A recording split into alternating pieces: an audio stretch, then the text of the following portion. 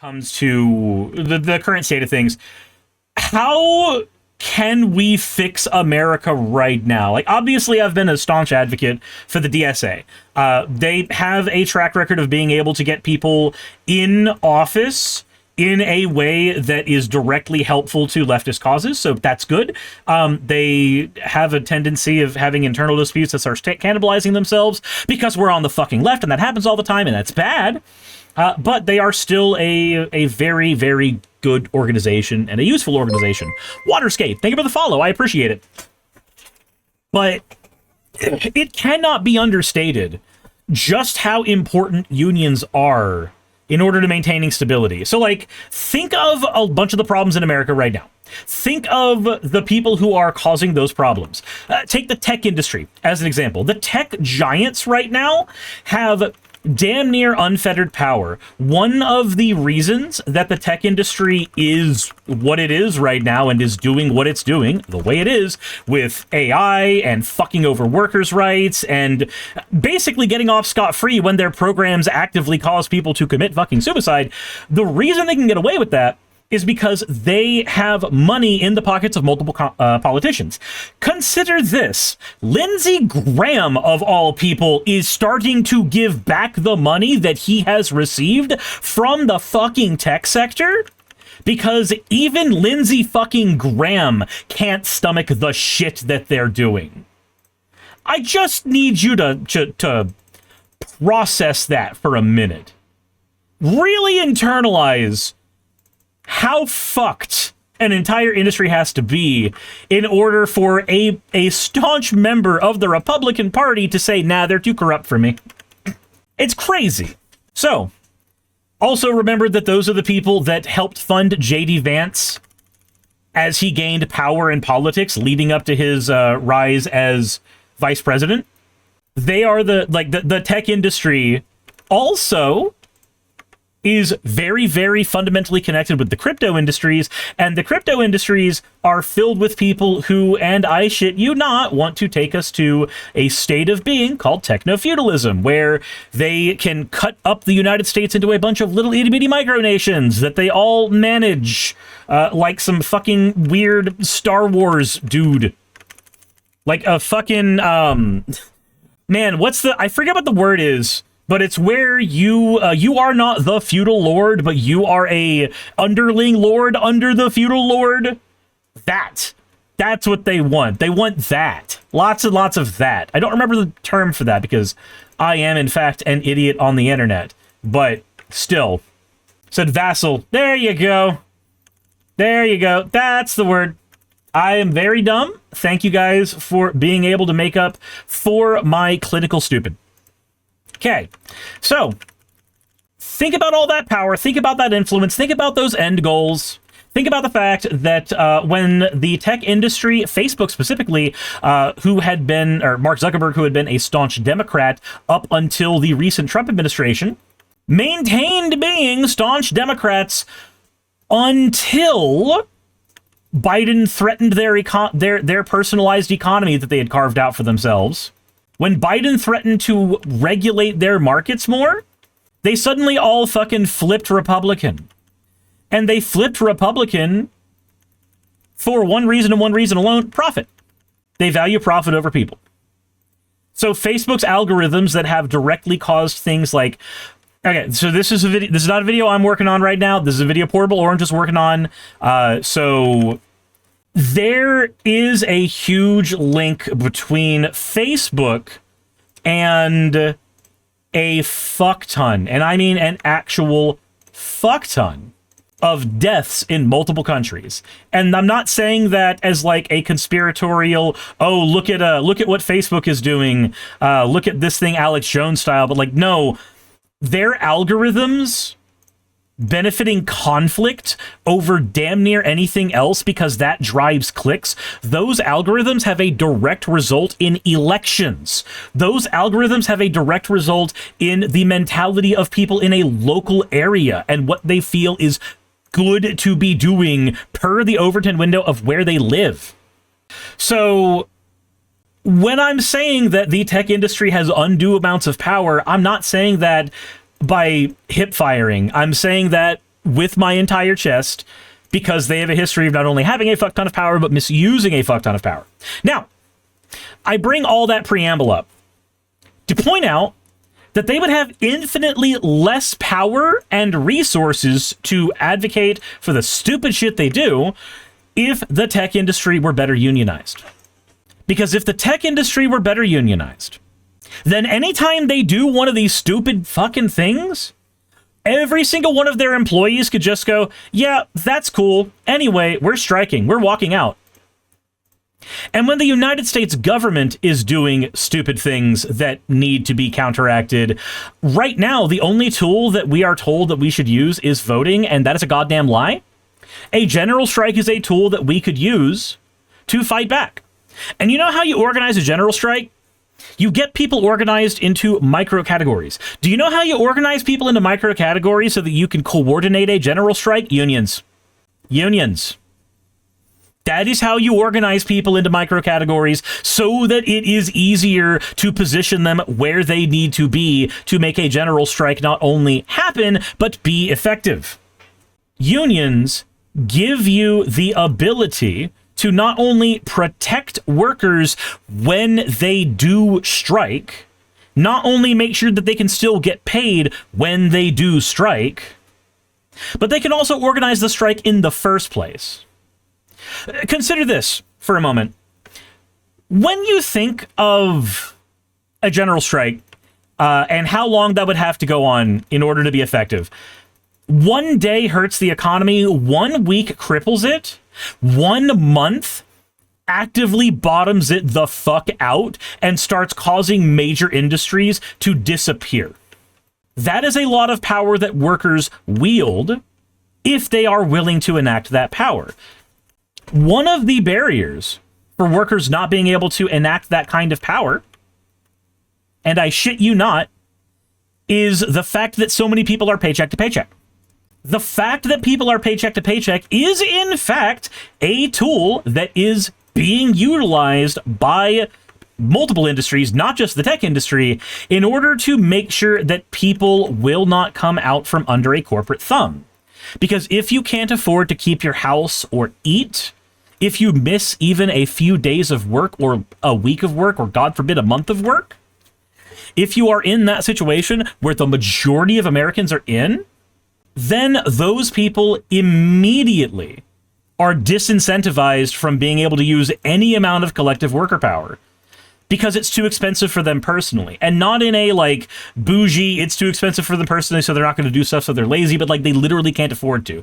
Imagine asking a parent to go on a general strike with you, and their kid needs a medication, and that medication they are having to pay for out of pocket, and it's a life or death thing for their kid. That's not a stupidly rare scenario. That's a more common scenario than people would think. Where they've got a kid who, say, has type 1 diabetes who gets completely fucked over if they don't have access to their meds. It is very hard to negotiate with that parent in order to get them to become a member of whatever organization you're trying to set up. A union helps with that, though. By having a collective pool of money and resources in a union, and with the union having contract guarantees with multiple companies to guarantee that people will not immediately lose their jobs at the end of a strike, it becomes a lot easier for that parent to make a choice to try to make the world a better place for their child in the next few years by utilizing a strike now, versus letting every situation in corporate America get worse and worse and worse because they have to feed their child right now. Also, I see you in the chat, Deltoid. I see you trying to instigate me to engage with you. I see it. It's not that I don't see it. Also, you've asked the same question every single time you've come in. Why you in politics? Also, I did say type 1 diabetes, because type 1 diabetes is the kind that you are more likely to have as a child. Also, the fact that on a population scale, type 1 diabetes is more rare than you think, Deltoid, that doesn't actually mean anything. Because the minute that you are having to look at an actual child and tell them, yeah, you've got to die because your parent can't afford your medication, they don't care that it's rare anymore. They don't give two shits that it's a statistic that doesn't favor them. They care that they've been reduced to a statistic. And I don't plan on reducing kids to a statistic, so not dealing with that. So wasn't Deltoid banned? No. The last time I timed Deltoid out because that's what you do with children. You put them in timeout and you hope they learn their lesson. Though he's not learning a lesson, so whatever. Comes in asking the exact same questions every time. Likely going to be getting the exact same answers every single time. It's very, very tiring. Very hobbyless behavior. I said because he called me the arsehole last time. Yep, and that is the thing that I'm not going to allow. Sakura says it should be noted that type 1 diabetes is common enough that a lot of people have it. Exactly. Exactly. It is common enough that enough people have it that it is a concern. Deltoid, you know that what you're offering isn't just opposing opinions, it's just trying to be inflammatory.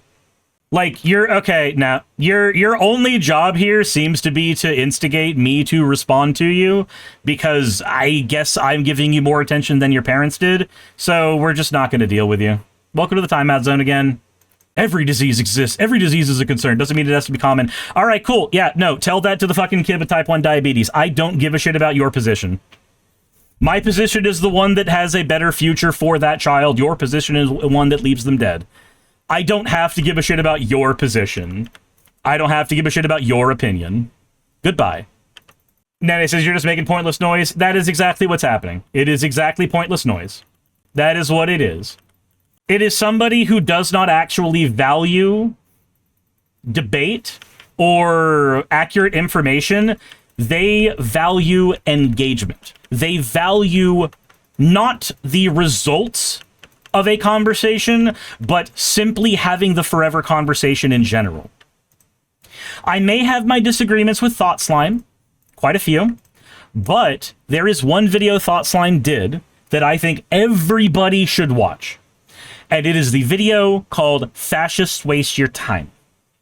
It may be called something else, I haven't seen it in a bit, but it is definitely worth watching. The takeaway from the video, the takeaway for that video, is that a lot of right-wing instigators aren't actually operating in good faith. What they are attempting to do is operate in such a way that your time gets wasted. They want to operate in such a way that you spend less time being effective and more time fighting with them. Consider the situation where I'm actively talking about the steps you need to take to be able to get America to be able to organize better, to be able to function better, to be able to have more power in the hands of the people. And instead of engaging with that in any meaningful way, we just get a bunch of antagonistic bullshit there. The goal is to waste your time. The goal is to offer an infinite amount of contrarian opinions so that you can get engagement. It is hobbyless behavior. 110%. Also, Ravi, I did see that. I do remember I banned Deltoid and then I unbanned them right afterwards because I want people to be able to change. That said, unionizing good. But yeah, no, the point I'm trying to make there is that in order to get people unionized, you need to be able to be here. You need to be able to get people to advocate for themselves. And in order to deal with a lot of the oligarchical bullshit that's been happening from the tech industry, you need Amazon, you need OpenAI, you need Google, you need all of these places unionized. You need all of them heavily unionized. Because that is one of the best bulwarks you can possibly have to overreach for any of those industries. Because then the workers get a direct say in damn near anything the company does. And they can actually have enough power to affect the world around them where the company's concerned. But again, I want to point out, that's kind of an irrefutable statement, right? When you are unionized, when there is more of you, you have more power. That is at its baseline, irrefutable, factual statement. However, an antagonist will come in and start asking constant questions, and none of them are good faith questions, in order to derail constantly from that. The question you have to ask yourself is there a reason that average, everyday Americans shouldn't have more power and control over the things that affect them in their lives? Because if for some reason your answer is they should have less control, or they shouldn't have more control, then what you want is not democracy, you want a monarchy. You don't value different opinions, actually. You value power, as evidenced by how you are operating when advocacy for a system that actively allows more people with differing opinions to have their opinion heard by their employers. When you are advocating against that for some weird reason, that is effectively what you are doing. You are saying, no, I don't think workers should have an opinion on what goes on in their daily lives. No, I don't think workers should have a say in what goes on in their company. No, I don't think that people should have choices for the generations that come after them. It is a stupid position that is anti-choice, anti-democracy, and fully and totally pro-control. And it is nightmarishly stupid. Don't be nightmarishly stupid. Be, at the very best, fever dream stupid. Anyway, yeah, TLDR there. Unionizing good. General strike, really, really good tool that we could have better access to deal with overreach from oligarchs who are trying to sway the United States to benefit them and not the average American person. And the best way to get a general strike in use is to have people organized enough that they can actually engage in a general strike. And to have systems in place to protect those people so that there is not enough crackback against them when they engage in a general strike. Hey, you made it to the end. I want to give an extra thanks to the patrons who allow me to do this full time. I want to thank Aaron Rail, Astral, Britzkrieg, Jemshin, Poundini, Red Joker, Victoria, Jonas, Craig, Tarika, Fireshard, Smiling GM, John, Dren Hadamada, Creeper, Sagittarius, you know I'm not saying that last part, Sylvie Snow, Valis of Seraph, Ottoman Angel, Rooster Rachel, and Fire Panda, who are all my $20 and up patrons.